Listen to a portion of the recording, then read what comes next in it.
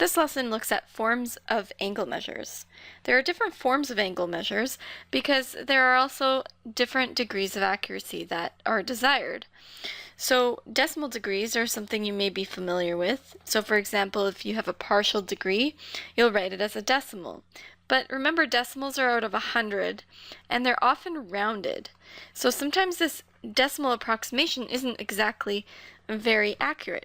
You may question, why do we need to have a very accurate angle measure? Well, think of distance, right? If you have an angle, and let's say it's slightly off, if for a long distance it's slightly off, it's actually going to be at a different place in the end.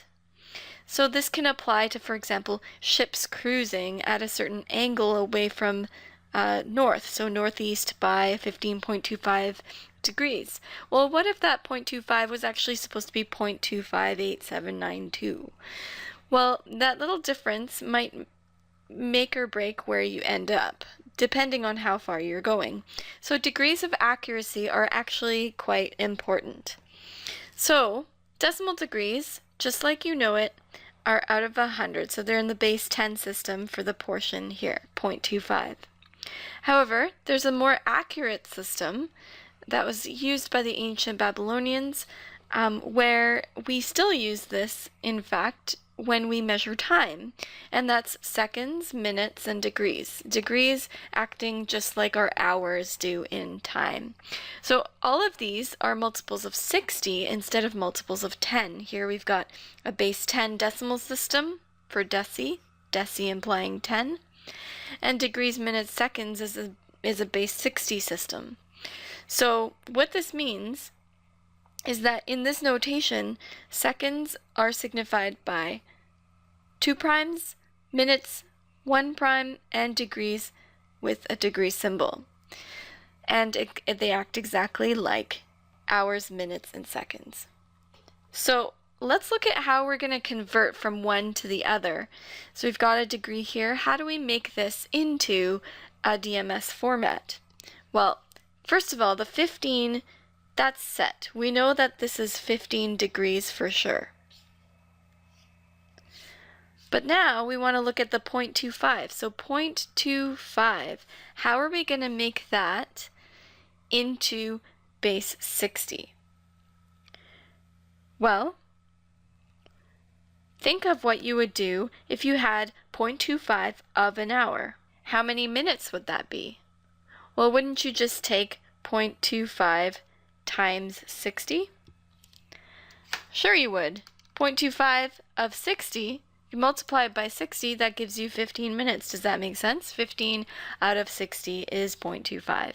Inverse relationship there. So if we take our decimal and multiply it by 60, we get our minutes. So this is 15 degrees and 15 minutes. Because we didn't have a decimal left, we don't have any seconds, so 0 seconds. So 15.25 can be written as 15 degrees, 15 minutes. Now let's take a look at this other one, 80.125. So now this ending here, let's multiply it by 60 just as before. So we know we have 80 degrees, and to figure out the minutes, we're going to take 0.125 times 60, which gives you 7.5. But we can't have decimals in here because we're trying to make it all over 60. So now that 0.5 is going to get multiplied by 60 to convert it. Again, so 0.5 of 60 is going to be 30. So we've got 80 degrees, 7 minutes, and 30 seconds. And you would rewrite this, of course.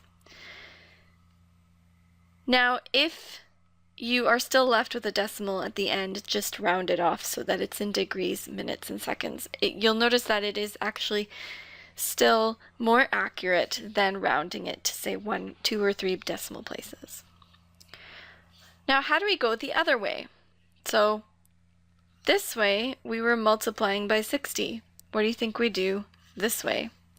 Well, we're going to divide by 60. So this here, say let's take this example, 32 degrees, 10 minutes, 12 seconds. So 32 is still 32. How many decimals is 10 minutes? Well, 10 minutes is the same as 10 out of 60. So it's like 32 plus whatever 10 out of 60 is. But then we also have 12 seconds. That's 12 out of how much? Well, how many seconds are there in an hour? Because it's as if we're trying to, in degrees, it's like we're trying to write it all in hours. Well, that's 60 squared because it's 60 times 60, which is 3,600.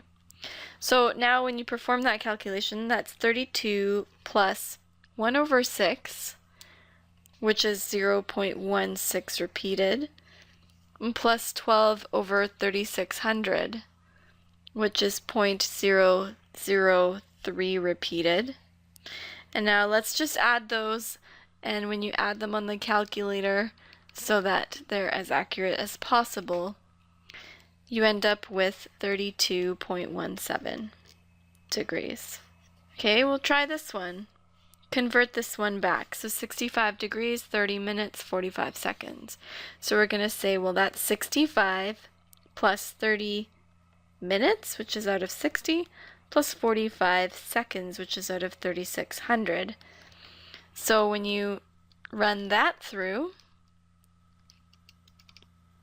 and I'm just typing it all in together, 65 plus 30 over 60 plus 45 over 3,600. As long as you have a calculator that looks at order of operations, then you'll be left with 65.5125. So notice this, if this was rounded to 65.5 or even 5.1, you'd be losing a little bit of accuracy there. So you'll notice sometimes when you convert these back into decimal form, the decimal will go on for a really long time, like it'll be repeating. In this case, it added up and compensated because 0.6 repeated and 0.3 repeated would be 0.9 repeated, which then added up to 1. But that doesn't always happen, so sometimes you have a really long decimal.